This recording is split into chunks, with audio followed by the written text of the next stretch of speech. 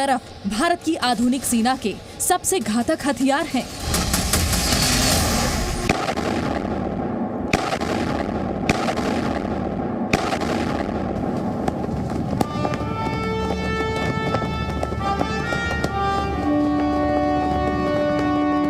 दूसरी तरफ अतीत में लड़ा गया एक ऐसा युद्ध है जिसमें मिली विजय की सुनहरी यादें आज भी इस गर्म सुनहरी रेत में बिखरी है।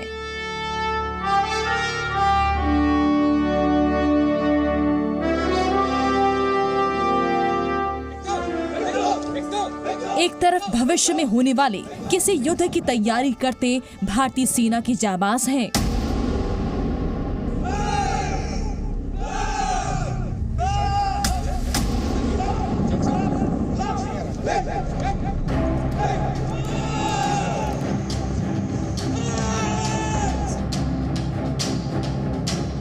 दूसरी तरफ 1971 में पाकिस्तान के खिलाफ लड़े गए युद्ध में पराक्रमी अध्याय लिखने वाले वीरों की अद्भुत कहानियां हैं।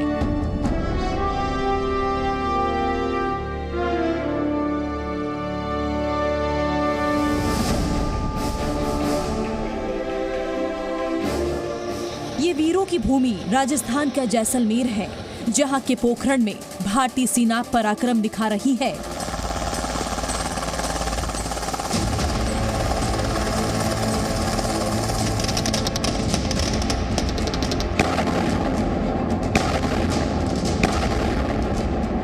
और लोंगेवाला में अपनी गौरवशाली विरासत को संभाल रही है।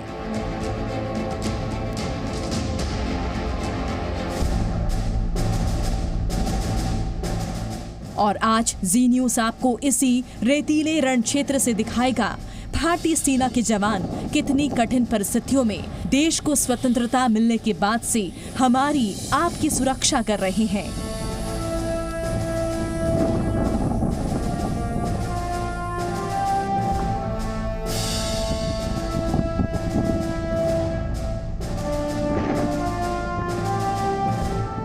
और आपको याद दिलाएंगे कैसी थी वो बैटल ऑफ लोंगेवाला, जिसकी शर्मनाक यादें आज तक पाकिस्तान को सालती है।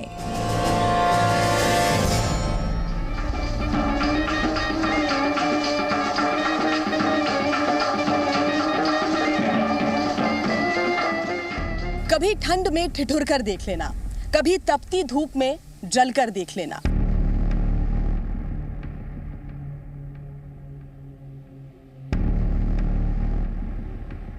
कैसे होती है मुल्क की हिफाजत, कभी सरहद पर चलकर देख लेना। आज हम उसी सरहद पर मौजूद हैं। हमारी आपकी दिवाली रोशनी वाली इसलिए होती है क्योंकि कोई है जो अंधेरे में इस सरहद पर खड़ा हुआ है। हमारी होली, हमारी क्रिसमस, ईद, बैसाखी खुशहाली और हरियाली वाली इसलिए होती है क्योंकि कोई है जो इस सरहद को अपने खून से सींच रहा है। आज हम उसी सरहद पर मौजूद हैं जहां पर त्योहार का कोई इतवार नहीं होता। आज हम उन्हीं जवानों के बीच मौजूद रहने वाले हैं जिनके लिए देश की सुरक्षा, राष्ट्र रक्षा सबसे ऊपर प्राथमिकता में है। उनके लिए सबसे बड़ी खुशी यही है और उसी खुशी को आज हम महसूस करने की उनके बीच रहकर कोशिश करेंगे। तो आइए शुरुआत करते हैं लोंगेवाला बॉर्डर से।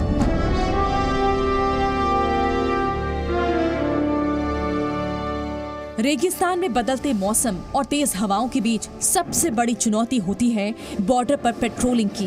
भारतीय सेना के पास इसके लिए खास प्रकार की वाहन हैं, जिनके जरिए घातक हथियारों से लैस जवान अपनी सेना में दुश्मन की किसी भी संभावित गतिविधि पर नजर रखने के लिए पूरे इलाके में पेट्रोलिंग करते हैं।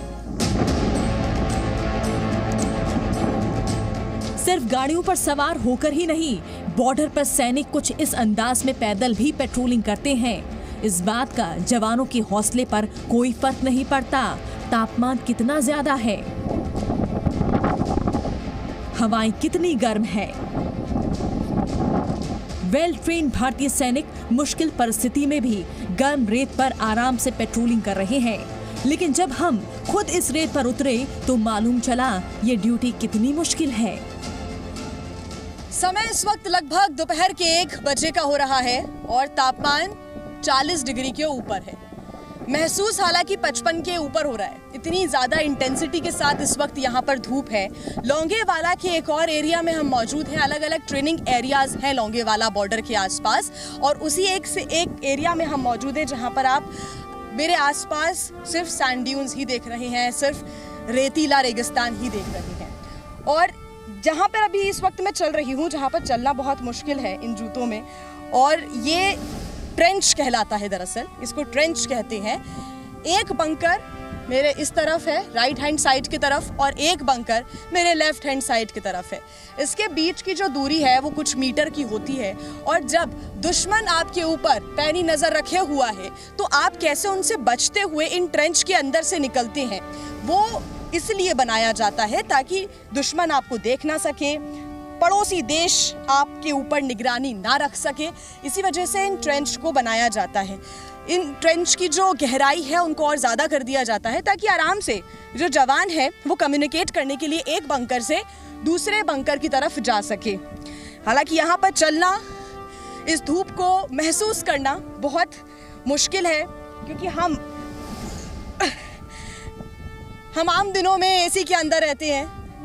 आज इस तपती हुई धूप में जलकर यह एहसास हो रहा है कि आसान यहाँ पर जीवन जवानों का बिल्कुल नहीं होता। जाहिर सी बात है, इन कठिन परिस्थितियों में देश की रक्षा के लिए तैनात इन सैनिकों को खास ट्रेनिंग ही मुश्किल से मुश्किल चुनौती से निपटने के लिए तैयार करती है। इसी रेतीले गर्म इलाके में भारतीय सेना के जाबाजों की ट्रेनिंग भी होती है ताकि वो ऐसी परिस्थितियों में आसानी से ड्यूटी कर सकें।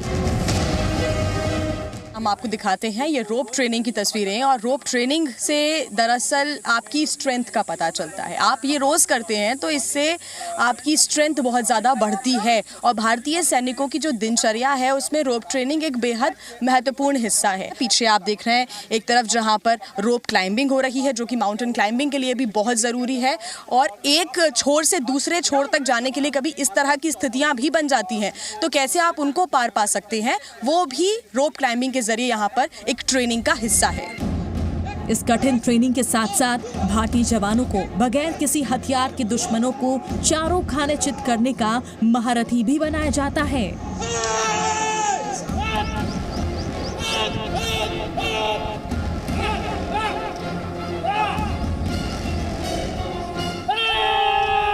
ये समझना बहुत ज़रूरी है कि हथियार आपके एक हाथ में होता है, लेकिन उससे बड़ा आपका हौसला होना चाहिए, उससे बड़ा आपका आत्मविश्वास होना चाहिए, और वो आत्मविश्वास, वो डिसिप्लिन और वो कॉन्फिडेंस आपको आता है जब आप फिज़िकली फिट होते हैं।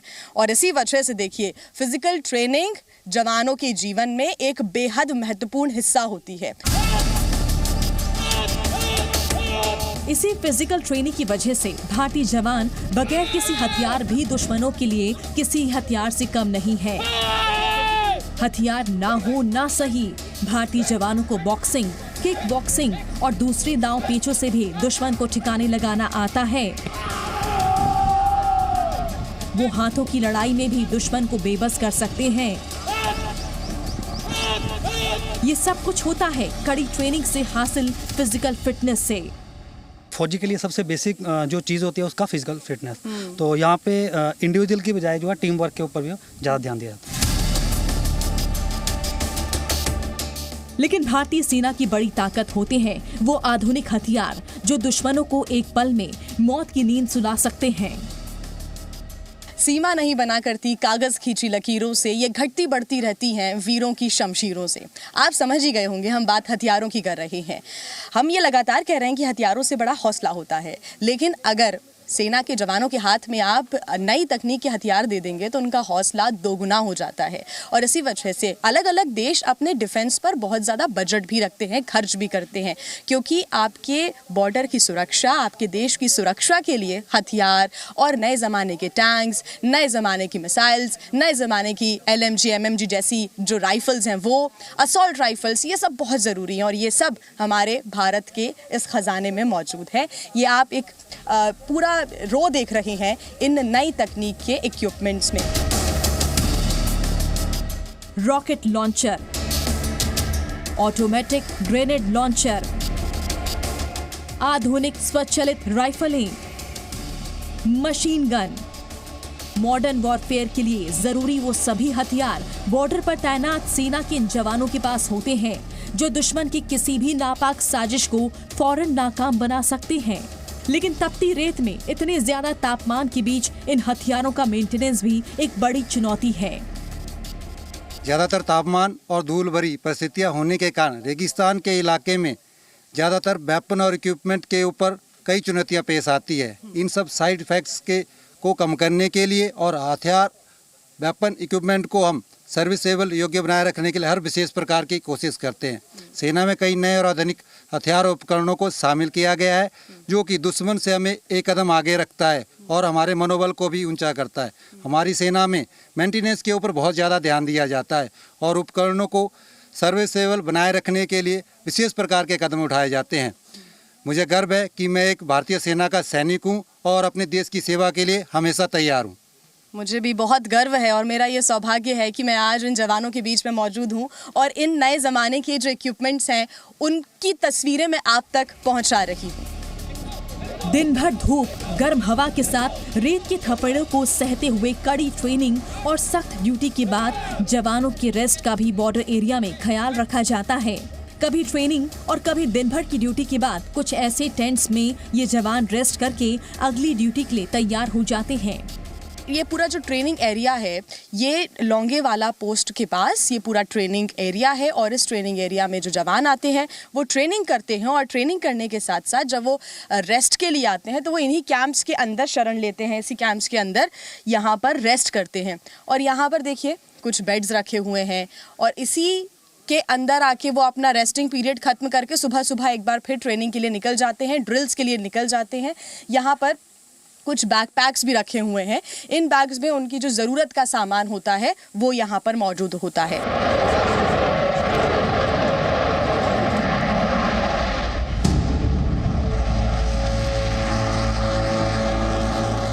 आज के दौर में भारतीय सेना बेहद मजबूत, बेहद आधुनिक हथियारों से लैस और पश्चिमी मोर्चे के दुश्मन से कहीं ज्यादा मजबूत नजर आती है। लेकिन जिस वक्त पाकिस्तान के पास बेहद शक्तिशाली टैंकों का जखीरा था और बहुत बड़ी सेना के साथ वो लोंगेवाला बॉर्डर के रास्ते जैसलमेर और दिल्ली तक पहुंचने के सपने देख रहा था, उस वक्त भी भारतीय सेना के वीर सैनिकों ने लोंगेवाला के रेतीले रण क्षेत्र को पाकिस्तानी टैंकों की कब्रगाह बना दिया था।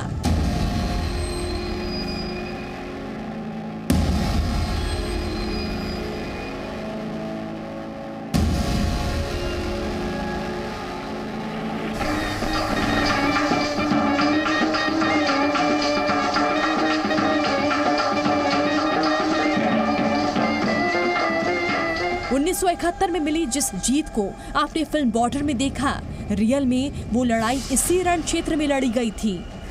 आज भी भारतीय जवानों के शौर्य को नमन करने हर देशवासी यहाँ पर पहुँचता है और जी न्यूज़ भी इस शौर्य को सलाम करता है।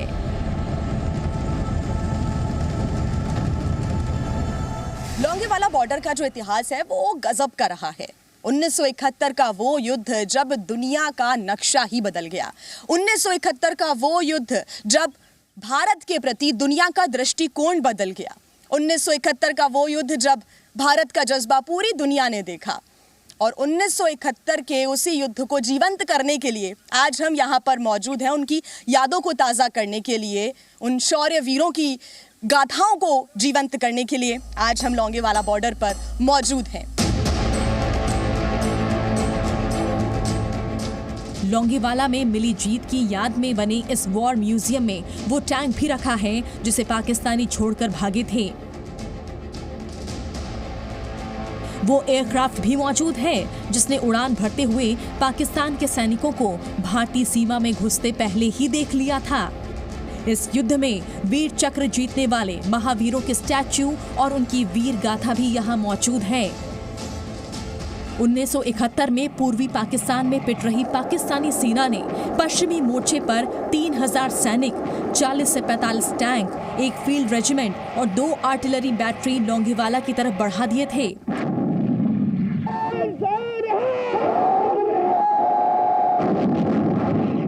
जबकि इसका मुकाबला करने वाले पंजाब रेजिमेंट की 23वीं बटालियन के मेजर कुलदीप सिंह चांदपुरी अपने 120 जवानों के साथ लोंगेवाला पोस्ट पर तैनात थे। लेकिन इस वॉर में 120 भारतीय जवान 3000 पाकिस्तानियों पर भारी पड़े।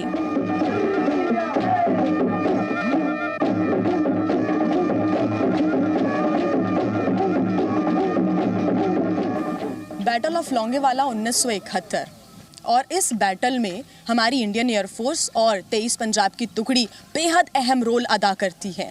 हमारे शौर्य, हमारी ताकत को दिखाती ये वॉल आपके सामने है और हमारे वीरों की वीरता को दिखाती ये दूसरी वॉल आपके सामने है, जहां पर आप उन तमाम वीरों के नामों को यहां पर देख सकते हो, उनको यहां सम्मान दिया गया है।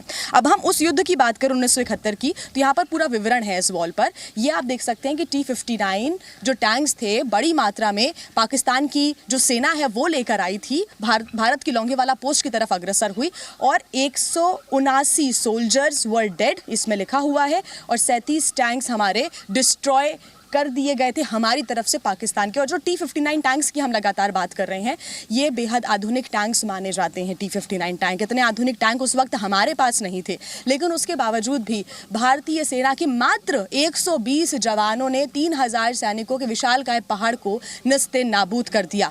तो ये वो वीरता के सबूत हैं जो कि इस वक्त हमारे जैसलमेर के लोंगेवाला पोस्ट पर युद्ध स्थल के अंदर मौजूद है।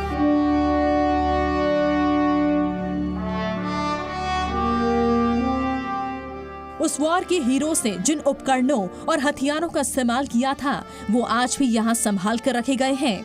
आज भी भारतीय सेना इन वीरों से प्रेरणा लेती है। देश की रक्षा के लिए अपने प्राणों की आहुति तक देने को तैयार भारतीय सेना के जवान बस चाहते हैं देश की आजादी सलामत रहे, देशवासी चैन से रहे। यही मकसद लेकर वो सेना में आए हैं और यही उनका देशवासियों के लिए संदेश है।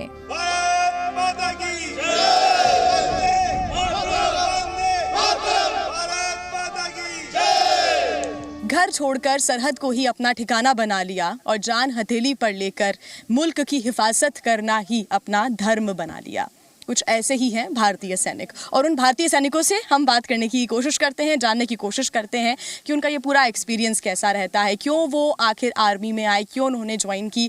सर, सबसे पहला सवाल तो मेरा आपसे ये है कि आर्मी आपने क्यों ज्वाइन की, क्या जज्बा देखा आपने और क्यों लगा कि देश की सेवा करनी है, रक्षा करनी है? जहाँ तक आर्मी को ज्वाइन करने का सवाल है, मैं भी मैम एक फ़ौजी फैमिली से रिलेट करता हूँ और स्टार्टिंग में मैंने अपने पिताजी को या फिर गांव में अन्य फ़ौजियों को देश की सेवा करते हुए देखा है। तो एक अलग से रुतबा, एक अलग से जज्बा था कि मैं भी वहाँ पे जाके देश की सेवा करूँ।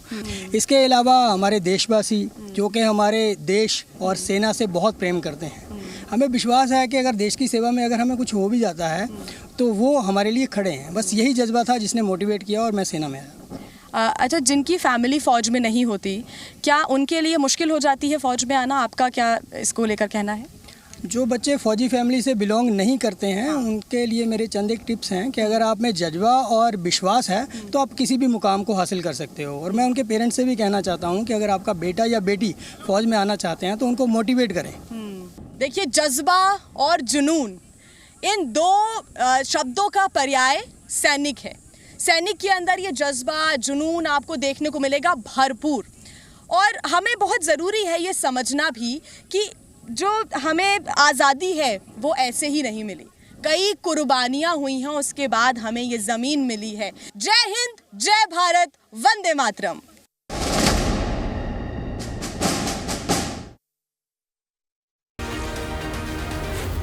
Zee